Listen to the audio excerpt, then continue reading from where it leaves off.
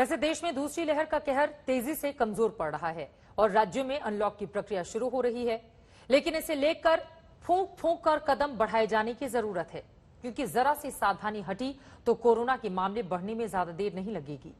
और वैसे भी कोरोना की तीसरी लहर आना अभी बाकी है। विज्ञान मंत्रालय ने यह अनुमान लगाया है कि जून के अंत तक दूसरी लहर में प्रतिदिन 20,000 मामले सामने आएंगे, जिसके बाद 6 महीने तक तीसरी लहर आने की संभावना नहीं है। लेकिन अक्टूबर 2021 में भारत कोरोना की तीसरी लहर का शिकार बन सकता है, यानी दूसरी लहर अभी खत्म नहीं हुई है और तीसरी लहर की चेतावनी दी जाने लगी है। जानकार कहते हैं कि तीसरी लहर से बचने के लिए सबसे महत्वपूर्ण तरीका यह है कि उसके आने से पहले देश में ज्यादा से ज्यादा लोगों का वैक्सीनेशन कर दिया जाए।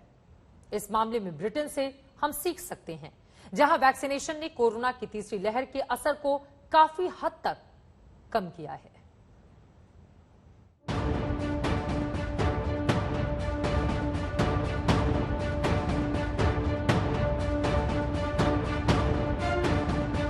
भारत में दूसरी लहर चल रही है और ब्रिटेन में कोरोना की तीसरी लहर आ चुकी है, जिसकी पुष्टि वहां कोरोना के बढ़ते हुए केस कर रहे हैं। शुक्रवार को ब्रिटेन में 2 महीने बाद सबसे ज्यादा मामले सामने आए हैं। 28 मई को ब्रिटेन में 1 अप्रैल के बाद सबसे ज्यादा 4,182 कोरोना केस दर्ज हुए। पिछले एक सप्ताह में वहां कोरोना संक्रमितों की संख्या 20,765 हो गई, जो पिछले सप्ताह के मुकाबले 24% ज्यादा है। बढ़ते मामलों को देखते हुए ब्रिटेन के वैज्ञानिक तीसरी लहर की आशंका जता रहे हैं, जिसका भारत से भी एक बड़ा कनेक्शन है। दरअसल ब्रिटेन में तीसरी लहर का जिम्मेदार भी वही कोरोना वेरिएंट है जो भारत में दूसरी लहर के लिए जिम्मेदार था। ये चिंता का विषय जरूर है, क्योंकि अभी लॉकडाउन जो है वो पूरी तरह खुल गए हैं और एक और स्टेप बचा है जून में उसको और नेक्स्ट स्टेप पर खोलने का। लेकिन अभी जो खुले हैं उसे एक्सपेक्टेड था कि केसेस बढ़ेंगे, लेकिन जो अभी थोड़ी रीएश्योरिंग चीज ये है कि जिस मात्रा में केस बढ़ रहे हैं उस मात्रा में हॉस्पिटलाइजेशंस नहीं बढ़ रही हैं, लेकिन उस मात्रा में नहीं बढ़ रही अगर हम पिछली वेव से कंपेयर करें। और जो डेथ्स हैं वो भी काफी कम हो रही हैं अगर पिछली वेव से उसको कंपेयर करते हैं। तो इसका एक कारण ये भी है कि जो केसेस हैं वो यंगर पॉपुलेशन में ज्यादा पाए जा रहे हैं, एल्डरली में नहीं पाए जा रहे। तो एज जो है वो वैसे भी प्रोटेक्टिव है। यानी भारत में जो कोरोना वेरिएंट कहर बनकर टूटा है, वो वेरिएंट ब्रिटेन में कम ताकतवर साबित हो रहा है, जिसकी वजह से ब्रिटेन में कोरोना के सीरियस केस कम दर्ज हो रहे हैं। और इसकी सबसे बड़ी वजह है बड़ी आबादी का वैक्सीनेशन। 28 मई तक ब्रिटेन में 58% आबादी यानी करीब 3 करोड़ 80 लाख लोगों को वैक्सीन की पहली डोज लग चुकी है, जबकि 2 करोड़ 40 लाख लोग ऐसे हैं जिन्होंने दोनों डोज ले ली है, जो कुल आबादी का 35% हिस्सा है। ब्रिटेन के स्वास्थ्य विभाग ने अनुमान लगाया है कि वैक्सीनेशन की वजह से 60 वर्ष से ज्यादा उम्र के 13,200 लोगों ने मौत को मात दी है। ब्रिटिश विशेषज्ञों का कहना है कि ब्रिटेन में जिन लोगों को दोनों वैक्सीन की डोज लग चुकी है, उनको कोरोना संक्रमित होने पर अस्पताल में भर्ती करवाने का चांस सिर्फ 20% है। यानी ब्रिटेन में कम वक्त में ज्यादा से ज्यादा वैक्सीनेशन के जरिए कोरोना की तीसरी लहर से होने वाले नुकसान को कम से कम करने में कामयाबी हासिल की है। में हॉस्पिटलाइजेशन और डेथ्स जो है वो कम है थर्ड वेव की। इसका एक कारण ये भी माना जाता है कि जो एल्डरली हैं या जो जिनकी इंक्रीजिंग एज है उनको वैक्सीन लग चुकी हैं, 2 डोजेस भी लग चुकी हैं। बहुत लोगों को 70% के करीब को सिंगल डोज लग चुकी है यूके में। तो वो भी माना जा रहा है कि वो जो वैक्सीनेशन है वो बीमारी होने को तो उतना नहीं रोक रही, लेकिन उसकी जो सिवियरिटी है और जो डेथ्स होती हैं उसको वो बड़ी मात्रा में शायद रोक पा रही है, और उसी का हम रिजल्ट देख रहे हैं।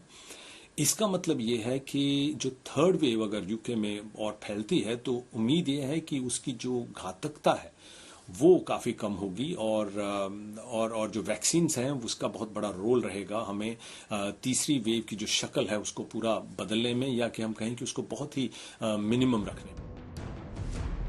ब्रिटेन एक परफेक्ट उदाहरण बनकर उभरा है इस बात का कि अगर ज्यादा से ज्यादा लोगों का वैक्सीनेशन किया जाए तो भारत में भी तीसरी लहर का उतना असर नहीं दिखेगा जितना दूसरी लहर में दिख रहा है। लेकिन भारत में वैक्सीनेशन प्रोग्राम की सांसें फूल रही हैं। भारत में अब तक करीब 20 करोड़ 89 लाख लोगों को वैक्सीन लग चुकी है, जो कुल आबादी का करीब 15% है, जिसमें से सिर्फ 4 करोड़ 14 लाख लोगों को ही वैक्सीन की दोनों डोज लगी हैं। यानी सिर्फ करीब 3.1% आबादी का ही वैक्सीनेशन पूरा हो पाया है। 18 से 44 साल की उम्र के करीब 1.5 करोड़ लोगों को ही वैक्सीन लगी है। जानकार कहते हैं कि अगर यही रफ्तार रही तो भारत की पूरी आबादी को वैक्सीन देने में 4 साल लग सकते हैं, जबकि कोरोना की तीसरी लहर इसी साल आने की भविष्यवाणी की जा चुकी है। यूनाइटेड किंगडम में देखें तो वहां पर 50% से ऊपर लोगों को वैक्सीन की पहली डोज दी जा चुकी है। बहुत ज्यादा लोगों को दूसरी डोज दी जाए, इसके लिए एस्ट्राजेनेका की वैक्सीन का डोज गैप यूके सरकार ने फिर से कम कर दिया है। भारत में ये गैप अब भी 12 से 16 हफ्तों का है। भारत के सामने वैक्सीन लाना एक बहुत बड़ी चुनौती है और B1617.2 नामक वेरिएंट जो यूनाइटेड किंगडम में भी दिख रहा है लेकिन भारत में भी दिख रहा है, तीसरी लहर को दस्तक देता हुआ दिखाई देता है। इसीलिए भारत की चुनौतियों का जवाब इस वक्त वैक्सीनेशन है और शायद यही कारण है कि बाहर की विकसित देशों की वैक्सीन इस वक्त भारत में जल्द से जल्द लाना बहुत बड़ी चुनौती है।